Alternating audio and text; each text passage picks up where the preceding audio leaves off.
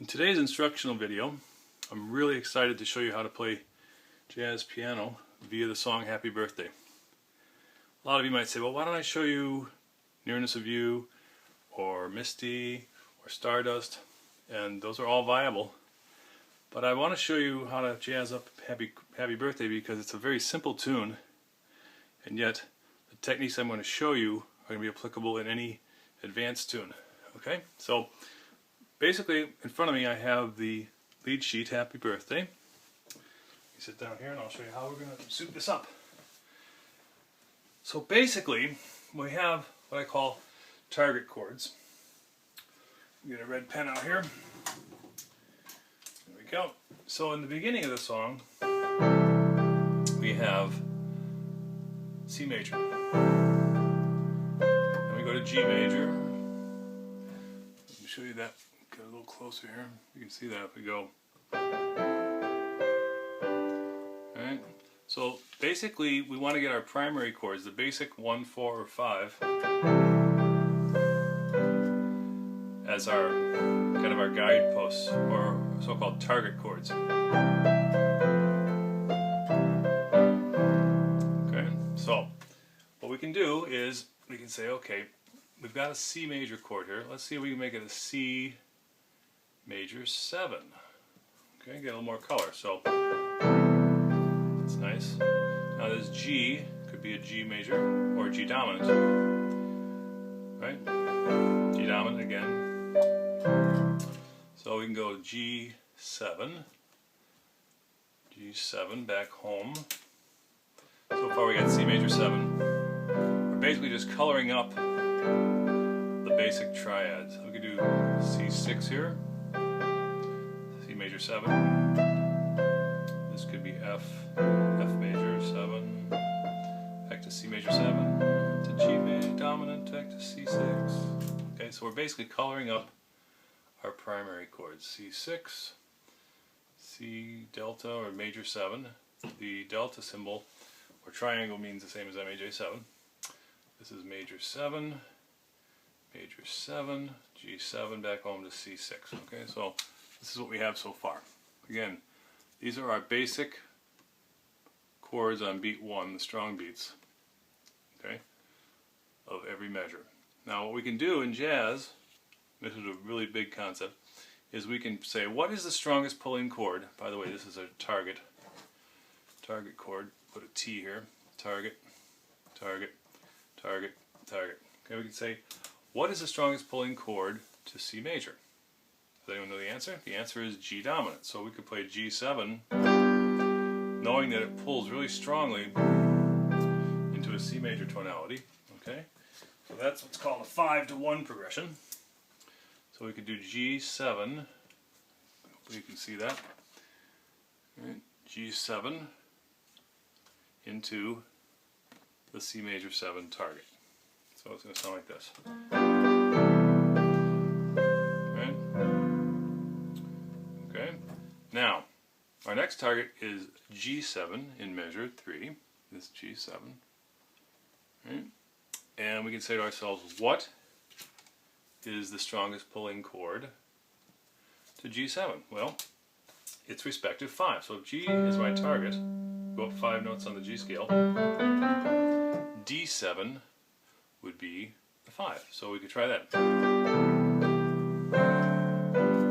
Seems to work, right? So all we're doing here is we're saying we want certain chords. These are so-called target chords. I'm circling the targets. These are known correct chords that basically everyone plays, and they're typically the downbeat of every measure. Okay, so let's see what we got so far.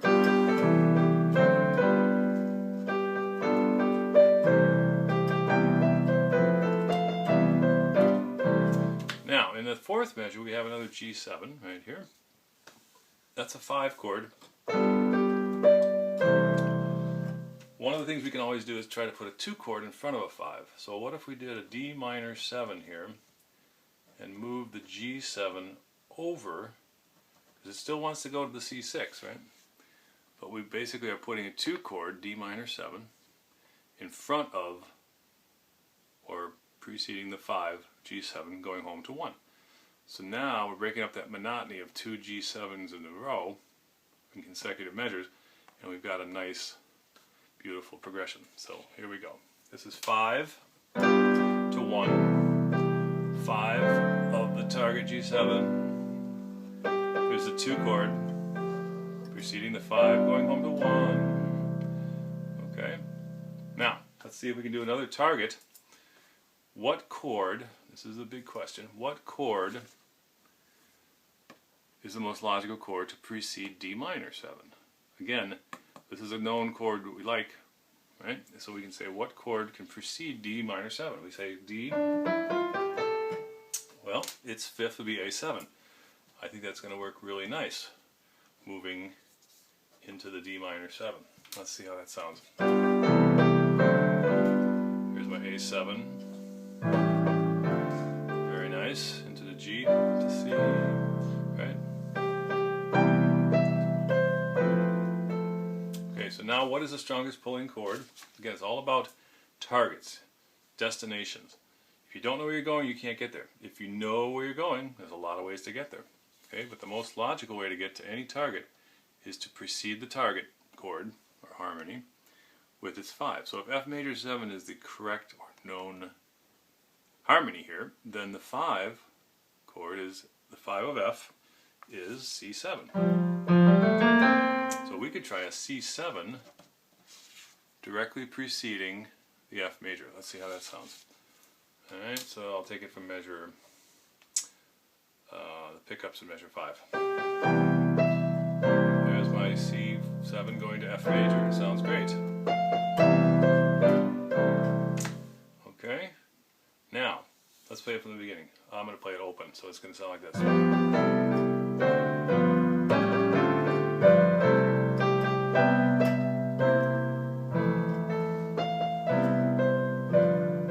Didn't sound pretty good. So let's see if we can color up the chords that are there. Instead of playing G7, let's say we plan to do a G augmented 7. That's a stronger, more colorful chord. Okay, so now we could do G augmented 7. G plus symbol 7. So what if we did a D7 flat 9 into a G? So let's color up the D7 and make it a flat 9. Let's make the G dominant a 13th. Okay, so it sounds like this. Very nice. Now here's A7. A7. Let's do an A7 flat 9 to the D minor. That sounds great. Right? So A7 flat 9. So far we got. How about a G7 flat 9? How about a quartal 6/9 with a C? This could be G7 flat 9, C 6/9 quartal. Let's go to F major. How about 5 of the 5? Home. Okay, there my target was the G7, which I know to be correct chord because it's the penultimate chord moving to the final tonic. Let's do a D7 flat 9 here. And again, that's the 5, the 5th of the target chord G7. Alright? Now, let's do a tertiary series substitute. Instead of C major 7 here, we've had a lot of C majors.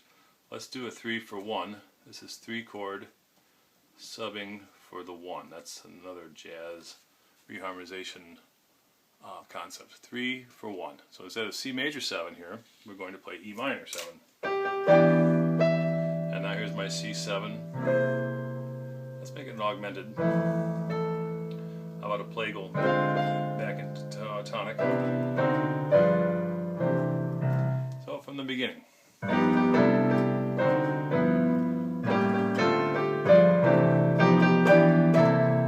What was that? Well, that was 3 for 1. And then 5 chord of the F major, and then a chromatic dominant into the F major 7. Okay, so we got G. We're gonna move the C7 here. We're gonna do the tritone sub of G flat 7, immediately preceding the F major. Beautiful sound. Okay, we'll talk talk about this in more in detail in some of my podcasts and my videos. Okay, but for now, we can do a deceptive ending.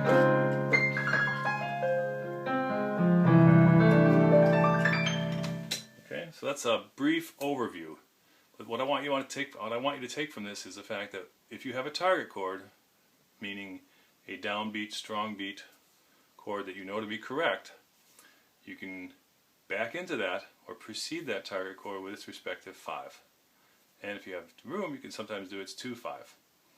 As an example, in measure 4, 2, 5, 1. Right? Okay, so if you take this theory and you apply it to Misty, this is 2, 5 of the target, 2, 5 of the target, 2 to 5, etc. It's really a big part of jazz reharmonization, preceding known correct chords or targets with their respective 5. So let me play the whole song from the beginning.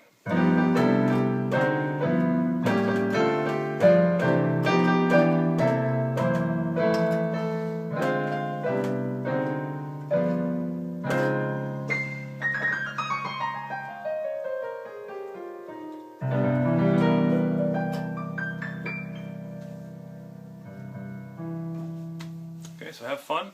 If you'd like to view some more free instructional videos, just go to my website, pianoweb.com or jazzpianoworld.com. If you fill out the contact page, I'll be happy to send you my list of arrangements. I have over 300 titles and approximately 10 levels of each title. So over 3,500 actually arrangements. So if you're a beginner, intermediate, advanced, professional, whatever level you are, I can show you some great stuff, motivate you, inspire you, and get you to be creative at the piano. So just go to my website, pianoweb.com or jazzpianoworld.com, and fill out the contact page. I look forward to speaking to you. Have fun.